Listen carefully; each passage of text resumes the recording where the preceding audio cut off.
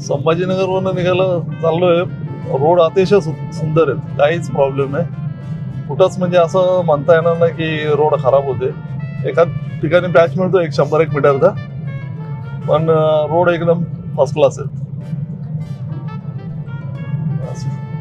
फक्त दिवसा जाणं गरजेचं आहे, कारण स्पीड ब्रेकरला कुठल्याही प्रकारची मार्किंग नसल्यामुळे संध्याकाळचा ड्राईव्ह करत असाल तर जपून करा.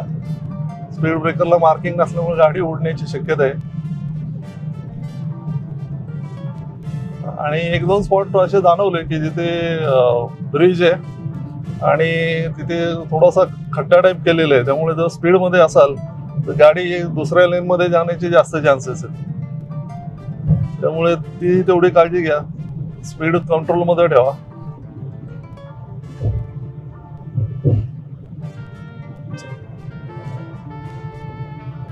पहिला कसा भाऊ आलता, काय लोक आरशे लावतात पण बघतच नाहीत लेन. आपण थोडं गाडी इकडे तिकडे होते. टू व्हीलर वाल्यांपासून जरा सावकाशच चालवा, कारण काय त्यांना जरा जरी धक्का लागला तरी खूप मोठं नुकसान होण्याची शक्यता. आपण चाललोय सावकाशच, त्यामुळे आता तुम्ही बघितलंच असेल एक इन्सिडेंट. एकदम भाऊ जवळ आलता, मोबाईल मध्ये बघत होता.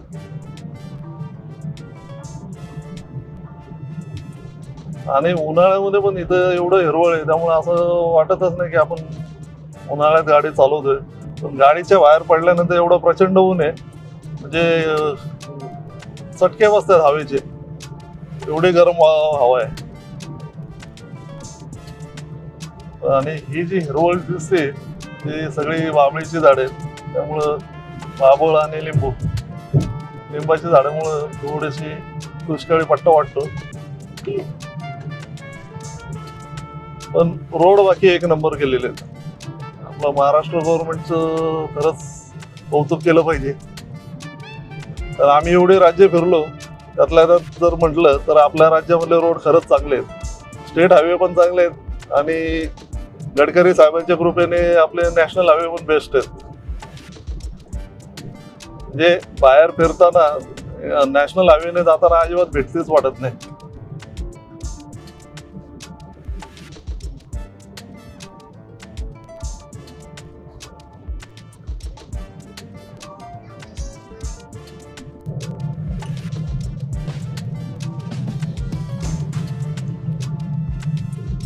तर आम्हाला जेवायला त्या कुठे थांबलो होतो आपण, आष्टीच्या इथं आम्ही जेवायला थांबलो होतो. पण तिथं आम्हाला हॉटेल शोधायलाच बरोबरच वेळ लागला, कारण दुपारची वेळ, प्रचंड ऊन आणि बहुतेक हॉटेल तिकडे बंदच होते. आष्टी क्रॉस केल्यानंतर 10-1 किलोमीटर नंतर तुम्हाला जर जेवायचं असेल, त्या दरम्यान जर तुम्ही तिथे असाल तर आष्टीच्या पुढे 10 ते 12 किलोमीटर जा. त्याच्यानंतर 3-4 चांगले हॉटेल्स दिसले आम्हाला. पण भूक लागली होती, त्यामुळे आम्ही ते पहिलं दिसलं तिथंच गेलो. जेवण चांगलं होतं, पण थोडंसं जे तिखट खाणारे असतील त्यांच्याकरता चांगली आहे. बाकी या साईडला सगळं स्पायसी फूडच जास्त लोक प्रिफर करतात.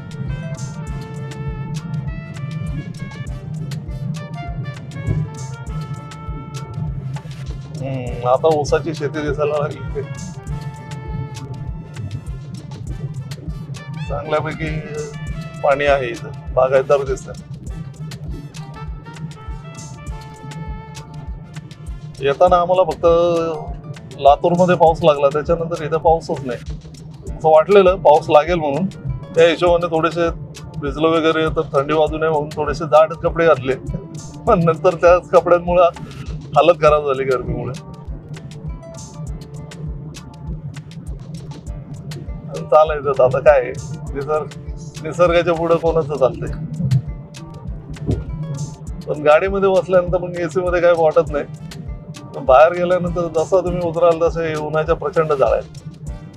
मला वाटतं बेस्ट टाइम जो आहे तो दिवाळीच्या दरम्यानच असेल, की जेणेकरून तुम्हाला प्रवासाला पण इझी पडेल.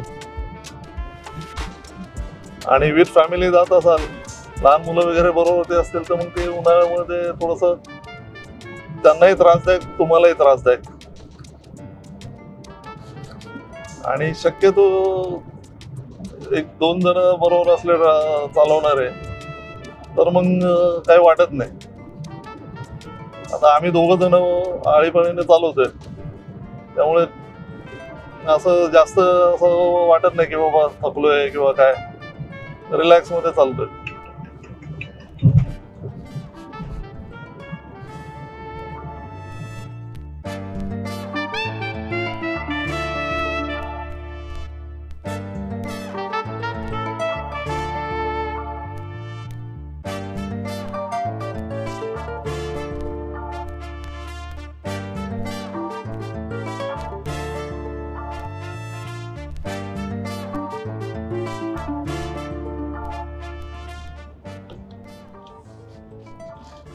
आता आपण मेन हायवेवरनं खाली उतरलेलो आहे आणि तिकड 1.5 किलोमीटर खाली गेल्यानंतर एक एक्झिट मेन हायवेवरनं एक्झिट करावा लागतो.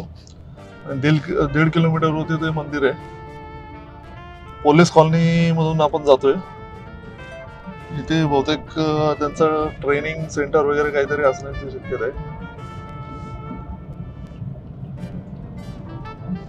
सो वाटतच नाहीये की आपण संभाजीनगर मध्ये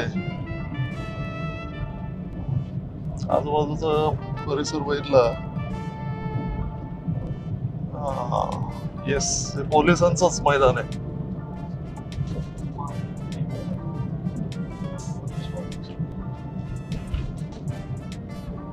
काय होतं? Police public school. हा, मागे बरोबर, मागे पोलीस पब्लिक स्कूल होतं. पावसात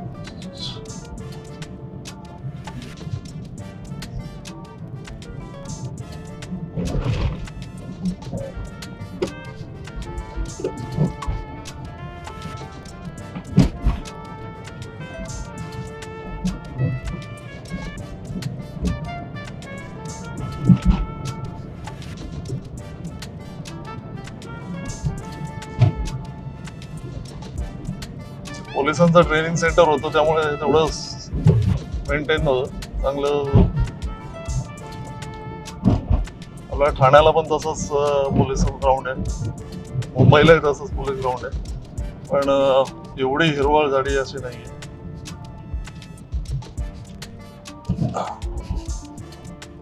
हे असा प्रकार फक्त ह्याच्यामध्येच बघायला मिळतो. मिलिटरीचा ज्यावेळेस काही कॅम्पस येतो त्यावेळेस अशा प्रकारची हिरवळ बघायला मिळते. जय मल्हार चौकातून आपल्याला आता लेफ्ट घ्यायचंय.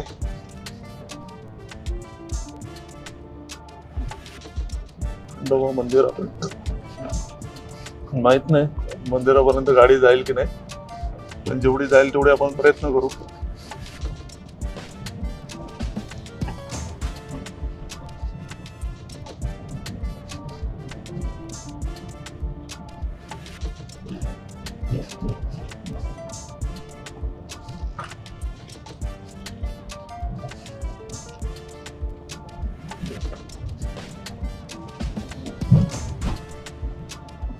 जवळजवळ पोहोचलोच आपण मंदिरात.